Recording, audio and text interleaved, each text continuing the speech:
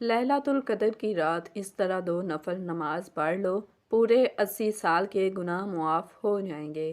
آج ہم آپ کو بتائیں گے کہ ليلۃ القدر کی رات عبادت کیسے کریں تاکہ اللہ تعالیٰ کی رحمت اور خاص فضل و کرم کے حقدار بن سکیں۔ اس ویڈیو کو آخر تک لازمی دیکھیں کیونکہ یہ ویڈیو آپ کی زندگی بدل سکتی ہے۔ بسم اللہ الرحمن الرحیم۔ السلام علیکم ورحمۃ اللہ وبرکاتہ۔ محترم ناظرین، فرمان آخری نبی صلی اللہ علیہ وآلہ وسلم، جس نے مجھ پر دن میں 1000 مرتبہ درود پاک پڑھا، وہ مرے گا نہیں جب تک جنت میں اپنا ٹھکانہ نہ دیکھ لے۔ ليلۃ القدر کو ليلۃ القدر کیوں کہتے ہیں؟ محترم ناظرین، ليلۃ القدر انتہائی برکت والی رات ہے۔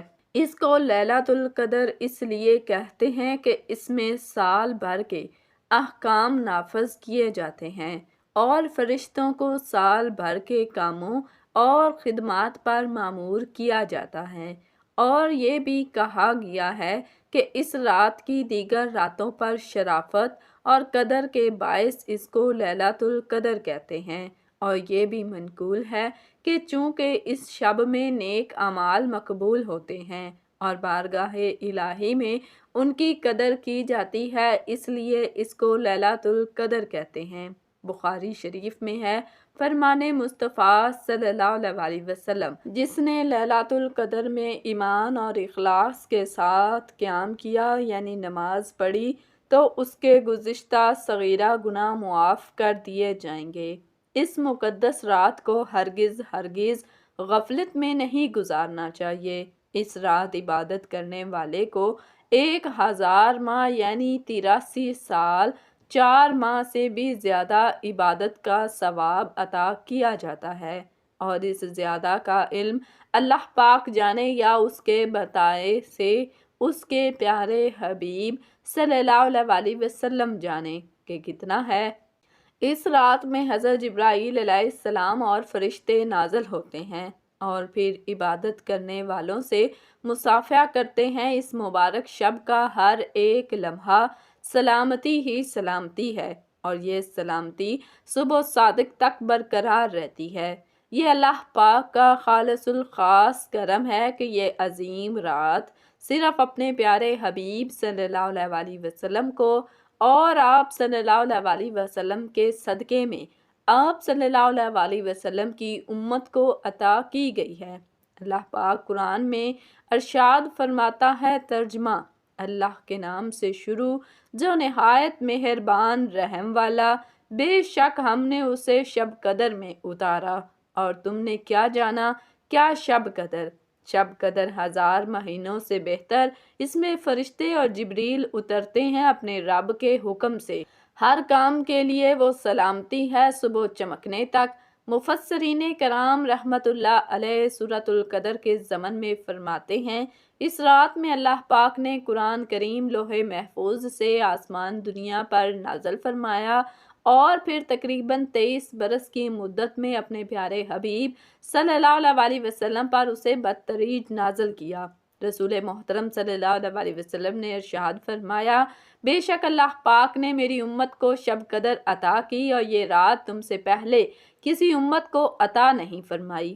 حضرت امام مجاہد رحمت اللہ علیہ فرماتے ہیں، بنی اسرائیل کا ایک شخص ساری رات عبادت کرتا اور اس طرح اس نے 1000 مہینے گزارے تھے، تو اللہ پاک نے یہ آیت مبارکہ نازل فرمائی، کنز الامان، شب قدر 1000 مہینوں سے بہتر، یعنی شب قدر کا قیام مصابت یعنی عبادت گزار کی 1000 مہینے کی عبادت سے بہتر ہے۔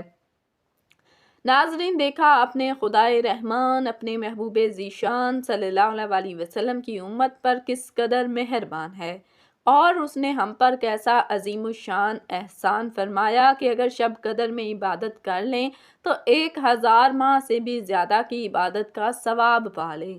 مگر ہمیں شب قدر کی قدر کہاں؟ ایک صحابہ کرام علیہم الرضوان بھی تو تھے جن کی حسرت پر ہم سب کو اتنا بڑا انعام بغیر کسی خواہش کے مل گیا۔ بے شک انہوں نے اس کی قدر بھی کی، مگر افسوس ہم نہ قدرے ہی رہے۔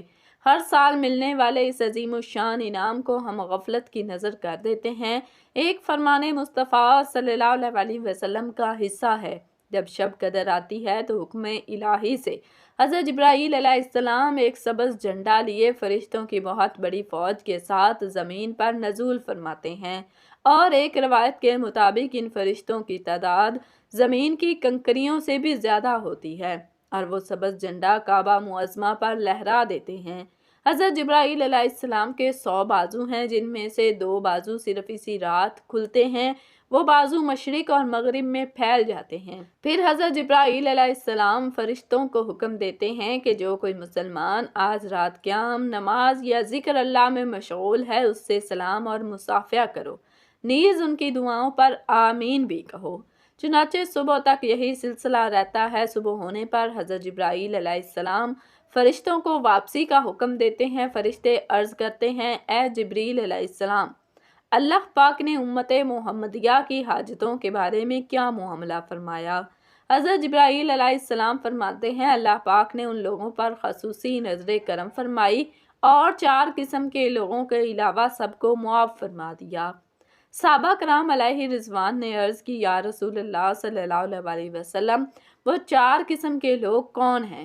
ارشاد فرمایا، ایک تو عادی شرابی، نمبر 2 دوسرے والدین کی نافرمان، تیسرے قطع رحمی کرنے والے یعنی رشتہ داروں سے تعلقات توڑنے والے، اور چوتھے وہ لوگ جو آپس میں عداوت رکھتے ہیں اور آپس میں قطع تعلق کرنے والے۔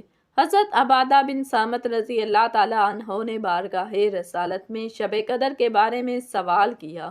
سرکار مدینہ منورہ سردار مکہ مکرمہ صلی اللہ علیہ وسلم نے ارشاد فرمایا، شب قدر رمضان المبارک کے آخری عشرے کی طاق راتوں یعنی 21ویں، 23ویں، 25ویں، 27ویں یا 29ویں شب میں تلاش کرو، تو جو کوئی ایمان کے ساتھ نیت ثواب اس مبارک رات میں عبادت کرے اس کے اگلے پچھلے گناہ بخش دیے جاتے ہیں۔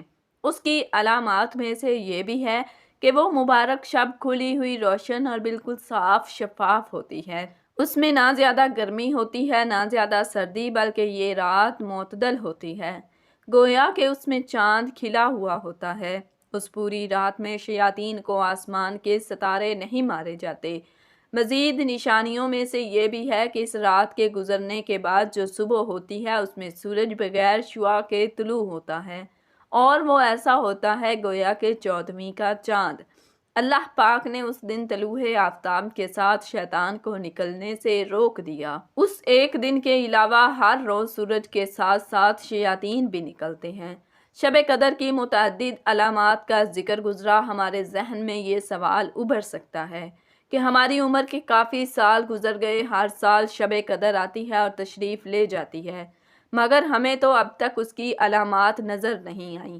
اس کے جواب میں علماء کرام فرماتے ہیں، ان باتوں کا تعلق کشف و کرامت سے ہے، انہیں عام آدمی نہیں دیکھ سکتا، صرف وہی دیکھ سکتا ہے جس کو بصیرت یعنی قلبی نظر کی نعمت حاصل ہو۔ ہر وقت معیشت کی نجاست میں لت پت رہنے والا گناہگار انسان ان نظاروں کو کیسے دیکھ سکتا ہے؟